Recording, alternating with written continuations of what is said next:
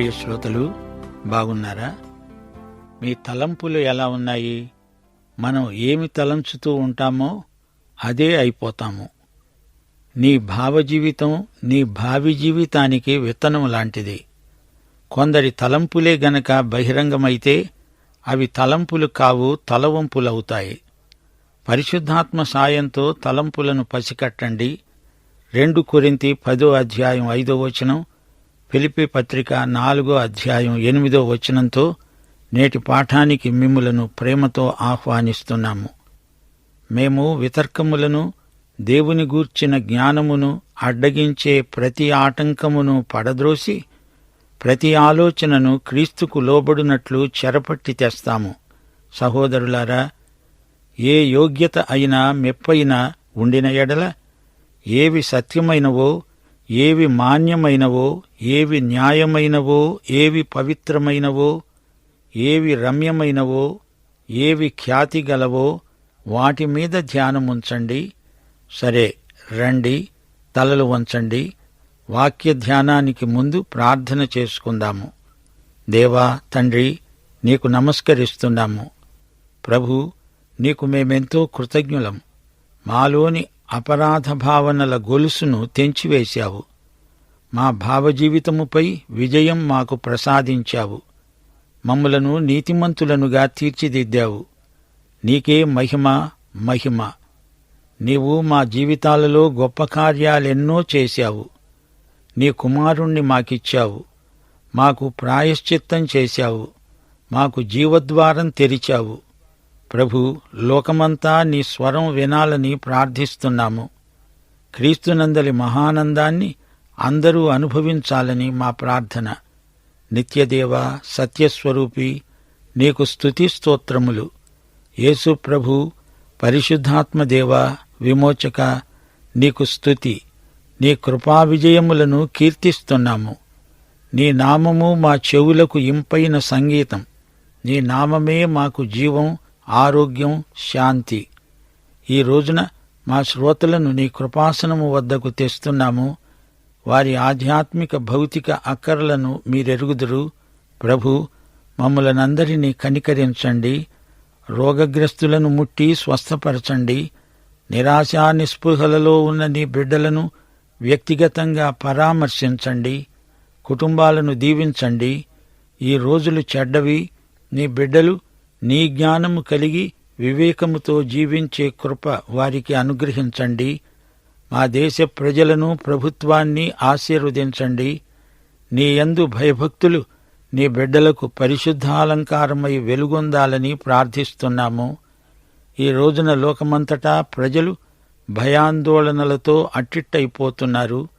వారికి కావలసిన విశ్వాస బలము, కృపాశక్తి అనుగ్రహించండి. పాపము ఎంత ఘోరమైనదో ఆ దుష్టశక్తి కుటుంబాలను, సమాజాన్ని, జాతిని ఎంతగా పాడు చేస్తుందో ప్రజలకు చూపండి. మాకందరికీ వాక్యాశీర్వాదములు, సహవాసాశీర్వాదములు, సంఘాశీర్వాదములు సమృద్ధిగా దయచేయమని, సైతానీయ అంధకార శక్తులను లయపరచుమని యేసుక్రీస్తు వారి దివ్య శుభనామమున ప్రార్థిస్తున్నాము తండ్రి. ఆమేన్. సోదరీ సోదరులారా, ఈ రోజున మనం హెబ్రీ పత్రిక 4:6-12 వరకు పాఠం చెప్పుకుంటాము. సావధానంగా వినండి. దేవుడంటున్నాడు, ఎవరో కొందరు విశ్రాంతిలో ప్రవేశిస్తారు అనే మాట నిశ్చయము గనుక ముందు సువార్త విన్నవారు అవిధేయత చేత ప్రవేశింపలేదు గనుక నేడు మీరాయన మాట విన్న ఎడల మీ హృదయాలను కఠినపరచుకోవద్దని వెనుక చెప్పబడిన ప్రకారము ఇంతకాలమైన తరువాత దావీదు గ్రంథములో నేడు అని ఒక దినమును నిర్ణయిస్తున్నాడు. శ్రోతలు, అపుస్తలుడైన పౌలు విశ్రాంతిని గురించే మాట్లాడుతున్నాడు. విశ్రాంతిని గురించిన వాగ్దానం నిలిచి ఉంది. పాత నిబంధన కాలంలోని ఇశ్రాయేలీయులు అందులో ప్రవేశించలేకపోయారు. అందుకే దావీదు కీర్తనల గ్రంథంలో విశ్రాంతిలో ప్రవేశించే రోజు అనేది నిర్ణయించబడింది అంటున్నాడు. అసలు రహస్యమేమిటంటే, ఇశ్రాయేలీయులు పూర్తిగా ఈ విశ్రాంతిని పోగొట్టుకొని దూరమైపోలేదు. మోషే కాలంలో పోగొట్టుకున్న మాట నిజమే అయినా యెహోషువ నేతృత్వంలో ఆ తరువాతి తరం కనానులో ప్రవేశించారు గదా. అయితే ఒక మాట, వాగ్దత్త భూమిని గురించిన విశ్రాంతి ఒక ప్రవచన సంకేతం మాత్రమే. అది దేవుని విశ్రాంతి యొక్క నిజస్వరూపం కాదు. అందుకే దావీదు తన కీర్తనలో మరొక దినము ఈ విశ్రాంతి కోసం నియమించబడింది అన్నాడు. వారు షిలోహులో ప్రవేశించిన తరువాతి కాలంలో ఎప్పుడో ఒకరోజు వారి విశ్రాంతి ప్రవేశానికి నిర్ణయించబడింది అని దావీదు తన కీర్తనలో పేర్కొన్నాడు. 8, 9 వచనాలు. యెహోషువ వారికి విశ్రాంతి కలుగచేసిన ఎడల ఆ తరువాత మరి ఒక దినమును గూర్చి ఆయన చెప్పకపోయేవాడే. కాబట్టి దేవుని ప్రజలకు విశ్రాంతి నిలిచి ఉన్నది. దేవుని ప్రజలకు అసలైన సబ్బాతు రాబోతోంది. ఆ దినము నియమించబడింది అనే ప్రవచనం దావీదు ద్వారా పలుకబడింది. సబ్బాతు భావన ప్రవచనాత్మకమైనది. అది యేసుక్రీస్తు వైపునకే చూపుతుంది. సబ్బాతు అంటే దేవుని విశ్రాంతి. అది జగత్పునాది నుండి నిర్ణయించబడింది. ఈ దినం ఇశ్రాయేలీయులకే కాదు, విశ్వాసులందరికీ దేవుడు నిర్ణయించాడు. దేవుని ప్రజలకు విశ్రాంతి నిలిచి ఉంది. దేవుని ప్రజలంటే విశ్వాసులందరూ. 10వ వచనం. ఎందుకనగా దేవుడు తన కార్యములను ముగించి విశ్రమించిన ప్రకారము ఆయన విశ్రాంతిలో ప్రవేశించిన వాడు కూడా తన కార్యములను ముగించి విశ్రమిస్తాడు. దేవుని విశ్రాంతి అన్నప్పుడు దాన్ని భౌతిక దృష్టితో పూర్తిగా గ్రహించలేము. ప్రవేశించిన వాడు ఆయనే విశ్రమించాడు. ఈ విశ్రాంతి క్రీస్తును చూపుతున్నది. శ్రోతలు గ్రహించండి. మానవునికి సృష్టి మీద సర్వాధికారము ఇవ్వబడింది. కాని మానవుడు ఆ అధికారాన్ని నిలుపుకోలేకపోయాడు. అయితే యేసు దాన్ని చేజిక్కించుకున్నాడు. గనుక యేసుక్రీస్తునందు మానవుడు పోగొట్టుకున్నది తిరిగి పొందాడు. అలాగే దేవుని విశ్రాంతి మానవునికి ఇవ్వబడింది. అయితే మానవుడు దాన్ని పొందలేక పోగొట్టుకున్నాడు. అయితే క్రీస్తునందు దాన్ని ఇప్పుడు అనుభవించగలడు. ఆ విశ్రాంతిలో చేరగలడు. యేసుక్రీస్తు ప్రధాన యాజకుడు. క్రీస్తు దేవుని విశ్రాంతిలో ప్రవేశించాడు. దేవుని ప్రజలను దానిలోకి ఆయనే నడిపిస్తాడు. ప్రతి మానవునికి ఇట్టి విశ్రాంతి కోసం అంతరంగంలో ఆశ ఉంటుంది. క్రీస్తు పరలోకంలో దేవుని కుడిపార్శ్వమున కూర్చున్నాడు. ఆ అద్భుతమైన విశ్రాంతిలో మనం ప్రవేశిస్తాము. ఒకసారి దావీదు అన్నాడు, నేను గువ్వనై రెక్కలతో ఎగిరిపోతే ఎంత హాయిగా ఉంటుందో. అతని ఆత్మ విశ్రాంతిని కోరింది. యోబు కూడా తీవ్రమైన బాధామధ్యంలో విశ్రాంతిని కోరాడు. దేవుని యొక్క విశ్రాంతి మనిషికి ఎంతో అవసరం. దేవునితో కలిసి సబ్బాతును అనుభవించే ఆశను ఇశ్రాయేలు జాతిపరంగా వ్యక్తం చేశారు. ఈ సబ్బాతు, శనివారం విశ్రాంతి క్రీస్తునందు కలగబోయే దానికి ప్రవచన సంకేతం మాత్రమే. కనానులో ప్రవేశించటం కూడా పూర్తి విశ్రాంతి కాదు. కనాను కూడా సబ్బాతులాగే రాబోయే దానికి సూచన. ఈ ప్రవచనం తరతరాల ప్రజల ఆశాభావం తుదకు క్రీస్తునందు పూర్తిగా నెరవేరింది. ఆయన మన మధ్యకు అవతరించి వచ్చాడు, మన మధ్య జీవించాడు, శిలువ మీద మరణించాడు, విమోచన క్రియ ముగించి ఆరోహణమై తండ్రి కుడిపార్శ్వమున కూర్చున్నాడు. పని ముగింపే విశ్రాంతి. మనం ఆయన విశ్రాంతిలో ఇప్పుడు ప్రవేశించాము. దేవునికి స్తోత్రం. యేసు మన కోసం ప్రాయశ్చిత్తం చేసి ఆయన విశ్రాంతిలోకి ప్రవేశం సరళం చేశాడు. ఇప్పుడు మనకు దేవుని యొక్క విశ్రాంతిలోకి నిరభ్యంతర ప్రవేశం లభించింది.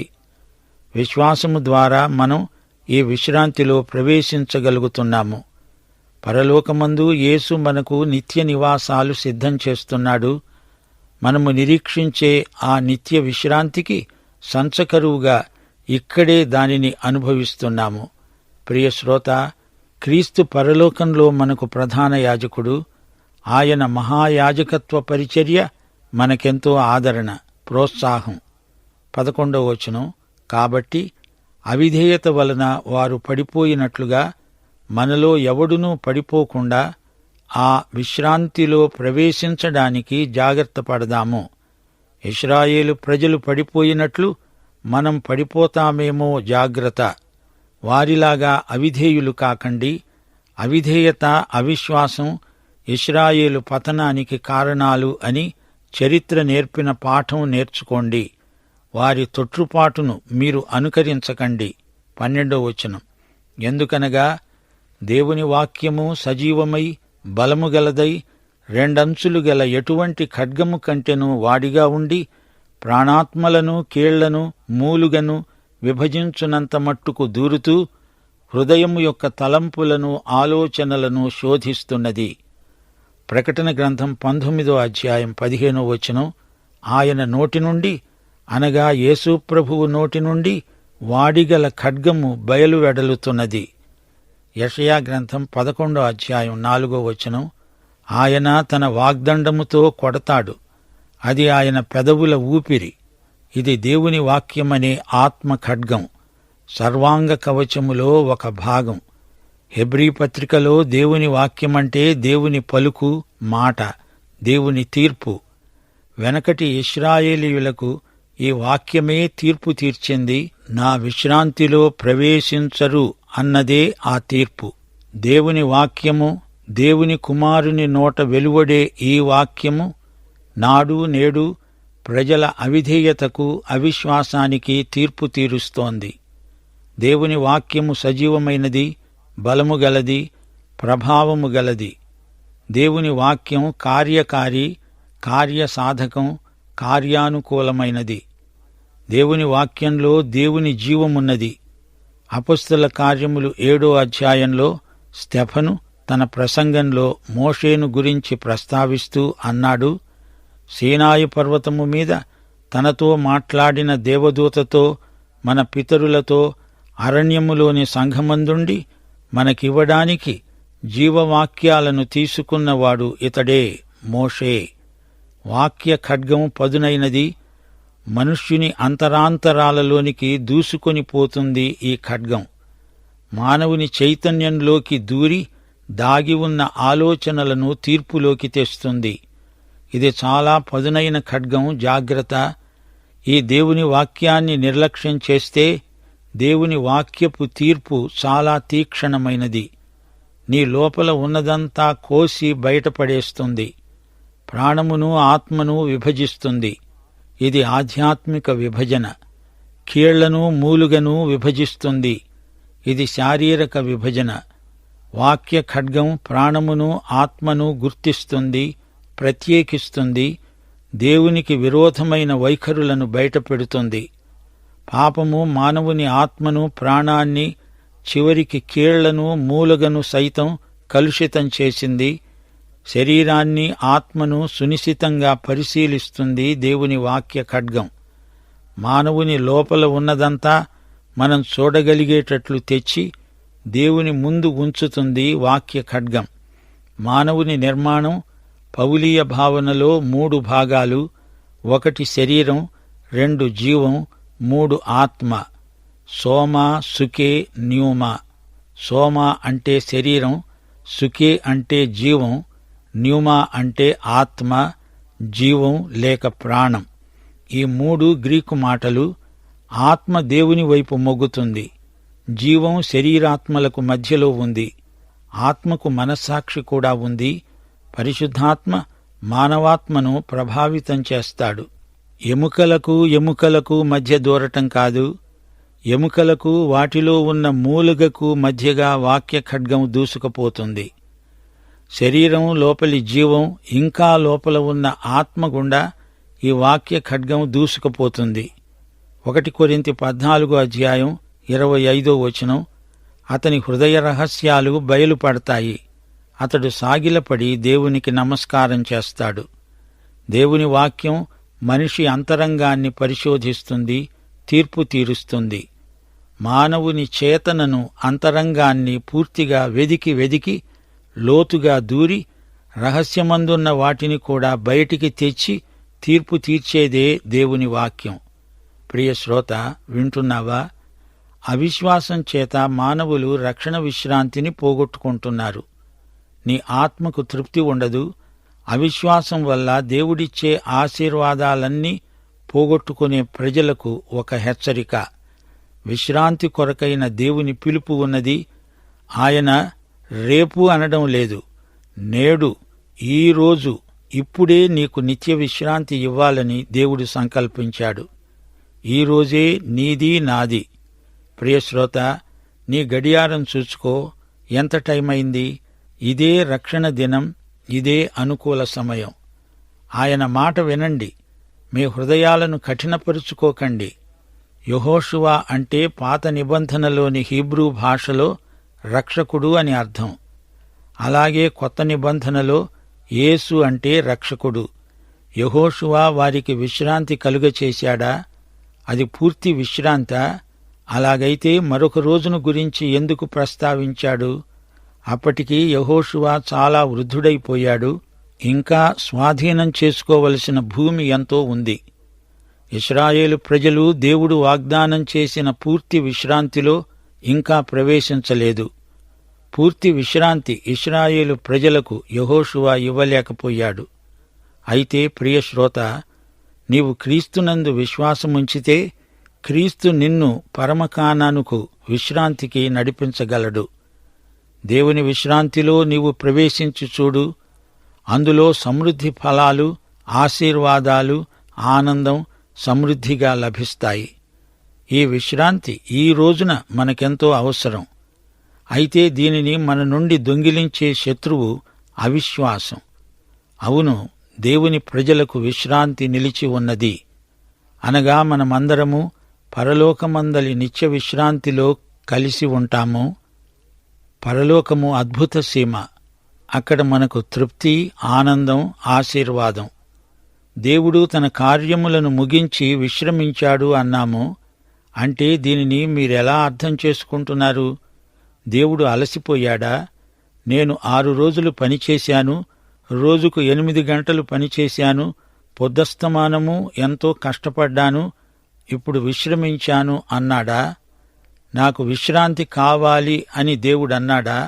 అలా కానే కాదు. అది మనమనుకుంటున్న విశ్రాంతి లాంటిది కాదు. సంపూర్ణత అనే విశ్రాంతి, ముగిసింది అనే భావనలోని విశ్రాంతి. సృష్టి ముగిసింది. అప్పటి నుంచి దేవుడు మళ్లీ సృష్టి చెయ్యలేదు. దేవుడు చేసిన సృష్టి సమగ్రం, సంపూర్ణం. అందలి ప్రతి అణువును, పరమాణువును దేవుడే సృజించాడు. అయితే ఈ విశ్వంలో కొన్ని మార్పులు జరుగుతున్నట్లు కనిపిస్తోంది. అది ఏర్పాటులో మార్పే కాని వస్తుతః సృష్టి ఒకేసారి ఆయన చేసిందే. అయితే దేవుడు క్రీస్తునందు నూతన సృష్టి చేశాడు. ఈ నూతన సృష్టి ఎక్కడ ఆరంభమైంది? అదిగో కల్వరి గిరిని చూడండి. పెంతెకొస్తునాడు నూతన సృష్టి రూపుదిద్దుకున్నది. 2 కొరింథీ 5:17 ఎవడైనను క్రీస్తునందున్న ఎడల వాడు నూతన సృష్టి. పాతవి గతించాయి, ఇవిగో కొత్తవయ్యాయి. దేవుడు ఈ రోజున సృష్టిస్తున్నది కొత్తగా దేవుని కుమారులను, కుమార్తెలను. క్రీస్తునందలి విశ్వాసం వలన నూతన సృష్టి అవుతారు. వీరికి దేవుడు విశ్రాంతిని వాగ్దానం చేశాడు. దేవుడు మనకు పరలోక విశ్రాంతిని వాగ్దానం చేశాడు. అయితే అదే విశ్రాంతిని మనం ఇప్పుడే అనుభవించగలం. పరలోకం వైపు మనం నడిచే మార్గమంతా పరలోకమే. దేవుడు విశ్రమించాడు, తన పని ముగించాడు. నీ రక్షణ విషయంలో నీవేమీ చెయ్యనక్కర్లేదు. మనకు ఎట్టి యోగ్యత, అర్హత లేదు. దేవుడు చేసి ముగించిన పనికి ఎవరూ ఏమీ చేర్చలేరు. ఆయన దృష్టిలో మన స్వనీతి మురికి బట్టలు, బట్టపేలికలు. దేవుడు మన నీతిని అంగీకరించడు, గుర్తించడు, ఆమోదించడు. అసలు మనకు నీతి లేనే లేదు. యేసు ఇచ్చిందే నీతి. రోమాపత్రిక 3:10 నీతిమంతుడు లేడు, ఒక్కడూ లేడు. గ్రహించేవాడెవ్వడూ లేడు. దేవుణ్ణి వెదికేవాడు ఎవ్వడూ లేడు. యేసు ప్రభువు మనకు ఇచ్చేది సంపూర్ణ రక్షణ. ఆయన ముగించిన పని అది. మనము క్రీస్తునందు విశ్వసించగానే నూతన సృష్టి అయ్యాము. అలాగే ఎవరైనా అవుతారు. దేవుని బిడ్డ దేవుని సంకల్ప పరిధిలోనే జీవిస్తాడు. దేవుని విశ్రాంతిలో ప్రవేశించి దేవుని పని చేస్తాడు, ఆనందిస్తాడు. దేవుని విశ్రాంతిలో ప్రవేశించడం ఎంతో ఆరోగ్యకరం. మరియా యేసు పాదాల చెంత కూర్చుంది. మార్త పనుల్లో తలమునకలై ఉంది. మార్తకు సేవ చెయ్యాలనే ఆశ ఉంది, కాని ఆమెకు దేవుని విశ్రాంతి అంటే ఎలాంటిదో తెలియదు. మరియా తన పని సకాలంలో ముగించుకొని యేసు పాదాల చెంత విశ్రాంతిగా ఉంది. మార్తకు విశ్రాంతి లేదు, పైగా నానా హైరానా పడుతోంది. మనలో ఎవ్వడూ పడిపోకుండా ఆ విశ్రాంతిలో ప్రవేశించటానికి జాగ్రత్త పడదాము. అవిధేయత వలన వారు, అనగా ఇశ్రాయేలీయులు పడిపోయినట్లు మనలో ఎవడూ పడిపోకుండునుగాక. అవిధేయత చేత, అవిశ్వాసము చేత వారిలాగే పడిపోకండి. మన ప్రభువు ఎంతైనా నమ్మదగినవాడు.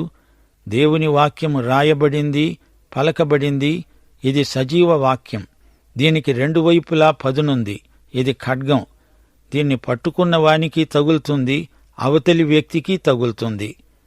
1 తెస్సలోని పత్రిక 2వ అధ్యాయం 13వ వచనంలో పౌలన్నాడు, మీరు దేవుని గూర్చిన వర్తమానము మా వలన అంగీకరించినప్పుడు మనుష్యుల వాక్యమని ఎంచక అది నిజముగా ఉన్నట్లు దేవుని వాక్యమని దానిని అంగీకరించారు. ఆ వాక్యమే విశ్వాసులైన మీలో కార్యసిద్ధి కలుగచేస్తున్నది. 1 కొరింథీ 2వ అధ్యాయం 4వ వచనం పౌలన్నాడు, నేను మాట్లాడినా, సువార్త ప్రకటించినా పరిశుద్ధాత్మ దేవుని శక్తి కనపరచే దృష్టాంతాలనే వినియోగించాను. బోధకులుగాని సంఘస్థులుగాని దేవుని వాక్యమంతా వినాలి, చదవాలి, చెప్పాలి. బైబిలు పాపం నుంచి నిన్ను దూరంగా ఉంచుతుంది, లేదా పాపం నిన్ను బైబిలు నుంచి దూరం చేస్తుంది. మనలో జీవం, ఆత్మ ఉన్నవి. ఈ రెండూ ఒకటి కావు. వాటిని వేరువేరుగా గుర్తించడానికి బైబిలు సహాయం చేస్తుంది. అలాగే శరీరమందలి కీళ్లు, అందలి మూలుగను వేరువేరుగా చేయగలిగేది, చూపగలిగేది దేవుని వాక్యమే. కీర్తనలు 32 వచనం 3, నా ఎముకలు క్షీణించాయి అన్నాడు దావీదు. కీర్తనలు 51 8వ వచనంలో నా ఎముకలు హర్షిస్తాయి, అనగా నాట్యం చేస్తాయి అన్నాడు దావీదు.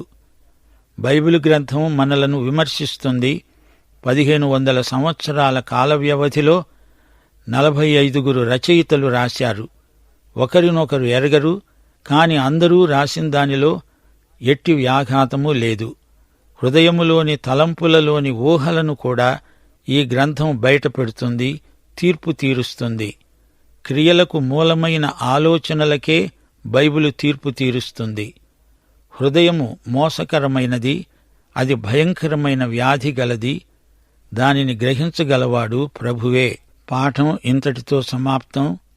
ప్రభు అయిన యేసుక్రీస్తు వారి కృప, తండ్రి అయిన దేవుని ప్రేమ, పరిశుద్ధాత్మ యొక్క అన్యోన్య సహవాసము సదాకాలము మనకందరికి తోడై ఉండునుగాక. ఆమేన్.